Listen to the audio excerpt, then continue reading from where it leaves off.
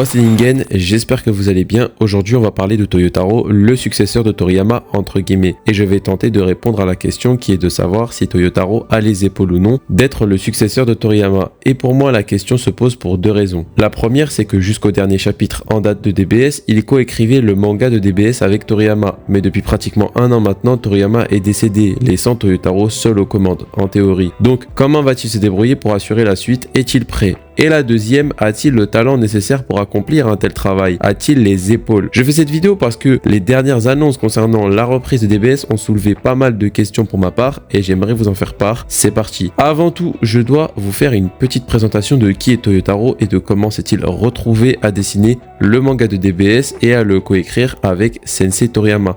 Pour commencer, Toyotaro est né le 17 mai 1978 dans la préfecture de Tochigi. Avant de devenir officiellement mangaka professionnel, Toyotaro publiait des fan mangas sous le nom de Toyble, dont un qu'il a fait le plus connaître, sa propre version de Dragon Ball AF, une suite non officielle de Dragon Ball GT. Ses œuvres fidèles au style graphique de Toriyama, qui ont fait le tour d'internet, n'ont pas manqué d'attirer le regard du V-Jump qu'il a alors recruté pour dessiner le manga promotionnel de Dragon Ball Heroes. Et de fil en aiguille, cela a permis à Toyotaro de se rapprocher du circuit officiel de Dragon Ball. Donc c'est en 2015 qu'une opportunité exceptionnelle s'offre à lui. Toriyama Sensei le choisit lui-même pour être l'illustrateur de DBS, la suite de DBZ. Toyotaro devra donc dorénavant adapter et développer les scénarios fournis par Toriyama, en théorie, encore une fois.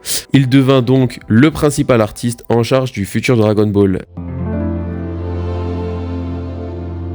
Les années ont passé, 10 ans pour être plus exact. Certains ont grandi avec DBS du collège au lycée à l'âge adulte comme moi par exemple. Et nous voilà aujourd'hui. Donc je vous propose de faire un bilan déjà sur ces 10 années qui se sont écoulées pour répondre en partie à la question de cette vidéo et ensuite je vais m'attarder sur les dernières révélations sur la suite de DBS pour répondre à l'autre partie de la question. Au niveau des dessins, on a bien vu que Toyotaro s'est amélioré au fil des années. C'est vraiment propre pour le coup. Même si il est souvent comparé à son grand rival Young Jiji qui a un style assez différent qui se rapproche du style de Toriyama old school, et bien parmi les fans il y a deux écoles, ceux qui préfèrent le style de Young Jiji et ceux qui préfèrent le style de Toyotaro. Après c'est les goûts et les couleurs et dites-moi ce que vous en pensez en commentaire. Mais là où on l'attend le plus au tournant, c'est plutôt sur l'histoire et la présentation de ces planches, puisque s'il suffisait simplement de savoir dessiner pour faire un manga, tout le monde pourrait être mangaka à succès. Déjà sur ces 10 années de parution de DBS, il est difficile d'établir avec précision son degré d'implication sur l'histoire, sachant que Toriyama ou même la maison d'édition Shueisha aurait pu interférer dans la conception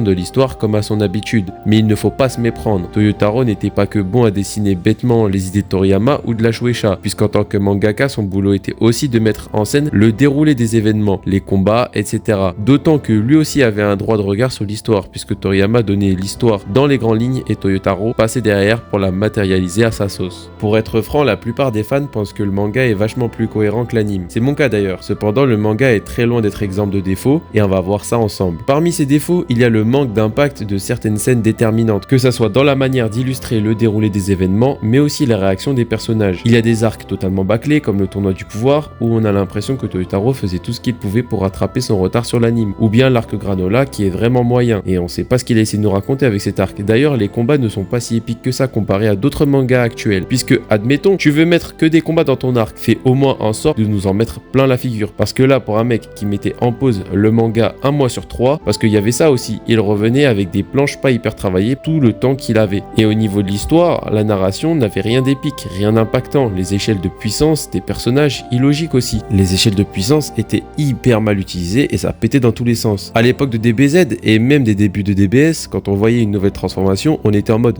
waouh. Et quand un vilain sortait un power-up cheaté, on était impressionné, on avait peur. Aujourd'hui, on se dit ok, il est plus fort qu'avant et du coup, voilà, c'est décevant et ce n'est pas digne d'une suite qui se veut être la digne suite de DBZ. Et tout ça sans parler des arcs entiers qui la skip comme l'arc Fukatsu no F ou l'arc Broly parce que flemme. En plus, il suffit de regarder ce qui se fait aujourd'hui en matière de manga pour comprendre le gap de niveau entre les derniers chapitres de DBS et d'autres œuvres qui sont juste excellentes et qui maîtrisent le genre à la perfection. Le but de cette vidéo n'est pas de détruire Toyotaro, évidemment qu'il fait du bon boulot à certains moments, sachant qu'à son corps défendant, il n'était pas seul derrière la conception de DBS jusqu'aujourd'hui. Mais je me devais de souligner tout ça parce que je trouvais ça important de le prendre en compte. Nous revoilà dans le présent et donc maintenant Toyotaro est en théorie seul aux commandes. Et quel est l'avenir de l'œuvre? On sait que l'histoire de DBS va reprendre avec l'intrigue de Black Freezer, mais est-ce une bonne chose? En théorie, non, parce que c'est encore du recyclé. On veut de la nouveauté. Moro et Zamasu, ça avait plutôt bien marché, alors pourquoi encore recycler? Personnellement, j'ai peur qu'à force ça devienne une habitude, comparé à d'autres œuvres, encore une fois, qui apportent sans cesse de la nouveauté. Ensuite, il y a aussi le fait que les fans ont attendu la reprise de DBS pendant 1 an, et le frérot nous sort un chapitre sur Clean God.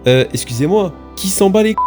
J'ai vraiment l'impression que Toyotaro fait tout ce qu'il peut pour gagner du temps avec ce genre de chapitre, plus le fait qu'il recycle pour rester dans une sorte de zone de confort. Et personnellement, ça m'inquiète beaucoup pour la suite. Après, sera-t-il à la hauteur du défi de reprendre Dragon Ball tout seul? Seul l'avenir nous le dira. Mais du peu qu'on en sait, c'est assez inquiétant. Mais peut-être qu'il me fera mentir et que ça va être incroyable et que vous me verrez dans 1 an publier une vidéo d'excuses. Donc, on attend de la progression au niveau de la narration, on veut de la prise de risque dans les thématiques et qu'il arrête le recyclage d'antagonistes ou d'intrigues. On veut de la nouveauté, au moins juste un petit peu. Il y a plein de lore dans Dragon Ball inexploité et c'est quand même dingue de rien en faire. Il faut aussi une amélioration sur la mise en scène avec des planches impactantes, des moments épiques et, dans le même registre, une amélioration des dessins. Je vous laisse juste regarder ce qui se fait en ce moment et vous allez vite comprendre où je veux en venir. La vérité, c'est qu'il en est capable. La preuve, c'est qu'à certains moments, il a lâché des vraies planches et l'arc Zamasu et l'arc Moro étaient franchement réussis. Et vous, qu'est-ce que vous en pensez? N'hésitez pas à me donner votre avis dans les commentaires. On arrive à la fin de cette vidéo. J'espère que la vidéo vous a plu et qu'elle vous a permis de relancer votre réflexion sur le sujet. Je préfère rappeler que ce n'est pas une vidéo de haine sur Toyotaro, c'est juste que j'énonce des faits et s'ils sont en sa défaveur, bah c'est pas de ma faute. Likez si la vidéo vous a plu, abonnez-vous pour voir la suite et moi je vous dis Jane Ningen.